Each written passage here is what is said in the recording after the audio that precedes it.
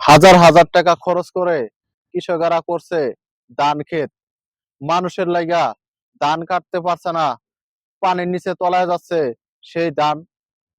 কি লাভ হবে কৃষকের এই ফসল করে?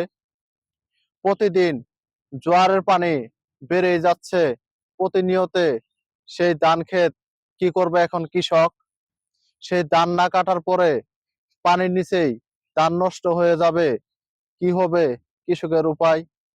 কৃষকে ফসল করে ফসল যদি না ফুটাইতে পারে, ফসল বাড়িতে যদি না নিতে পারে, সেই কৃষকের চলবে কিভাবে?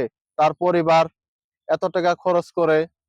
আমি দেখাচ্ছি সেই পুরা ধানগুলা আপনাদেরকে। পানির নিচে যে ধানগুলা ডুবে যাচ্ছে, পানির নিচে সেই ধানগুলা ডুবে যাচ্ছে, পাকা ধান। মানুষ না পাওয়ার কারণে কাটবে কি করে কৃষকের এই ধান? প্রতিনিয়তে কৃষকেরা খুঁজে বেড়াচ্ছে সেই কামের মানুষ।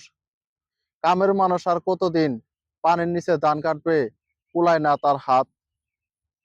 অবশ্যই ভিডিওটা বন্ধুরা শেয়ার করে দিবেন। এমডি আলামিন।